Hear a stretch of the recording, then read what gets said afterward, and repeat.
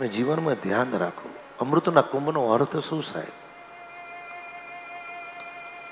મનુષ્ય જીવનમાં કેટલું સુખ તમારી પાસે છે એ મહત્વનું નથી, પણ સુખ મળ્યા પછી ભગવદ શરણાગતિ અને જીવનમાં ભગવદ ભજન કેટલું કરો એ મહત્વનું છે. અને ભગવાનનો સ્વભાવ છે કે જીવ વધારે ભગવાનની નિકટમાં ન આવે એટલે ભગવાન એને જરૂર કરતા પણ કોઈક વાર વધારે સુખ આપ્યા કરે. ગઈકાલે જેની જરૂર નથી પણ થોડું ભજન કર્યું અને મનમાં સંકલ્પ થયો, અમુક ઉંમર પછી જગતના સુખ માટેના સંકલ્પો નહીં, અમુક ઉંમર પછી ભગવદ ચરણ, ભગવદ ભક્તિ અને ભગવદ ચરણના અનુરાગ માટે, અનુગ્રહ માટેના સંકલ્પો જોઈએ છે. ભગવાનનો એક સ્વભાવ એવો છે કે જીવ જ્યારે ભગવત શરણાગતિ પ્રાપ્ત કરે છે ને તો ભગવાન પહેલી લીલા એ કરે છે, જીવને અનુરૂપ પરમાત્મા બધી જ વસ્તુઓ ત્યાં ગોઠવી દે છે. તમારે કશું જોઈતું હશે કે નહીં જોઈતું હોય, પણ ભગવદ ભજનનો પ્રારંભ કર્યો કે જપાત્મક કર્મનો પ્રારંભ કર્યો,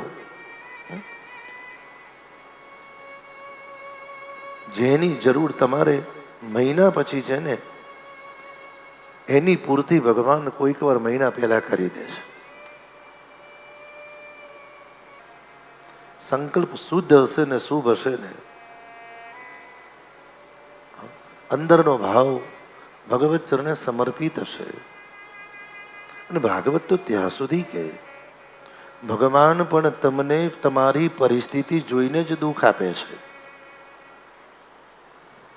એને ખબર છે એની પાસે સેવા કરનાર કોઈ નથી, એની પાસે મદદ કરનાર કોઈ નથી, તો ભગવાન તમને એટલી તકલીફ તો નહીં આપે કે તમે ઉઠી નહીં શકો, બેસી નહીં શકો, હાલી નહીં શકો.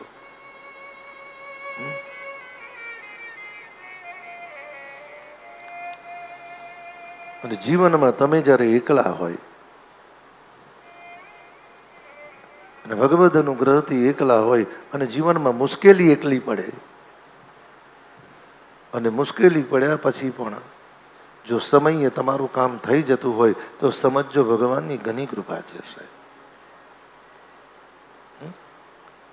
અમુક ઉંમર પછી જો સતત ભગવાનનું નામ સ્મરણ કરે છે અને સતત ભગવાનનું નામ સ્મરણ સતત કરે છે, મેં અનુભવ્યું છે સાહેબ.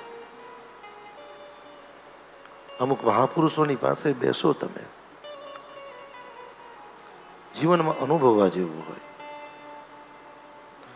ભલે અવસ્થા હોય, ઉઠાતું ના હોય, બેસાતું ના હોય, કશું કરાતું ના હોય, આસન પરથી ઊભું ના થવાય,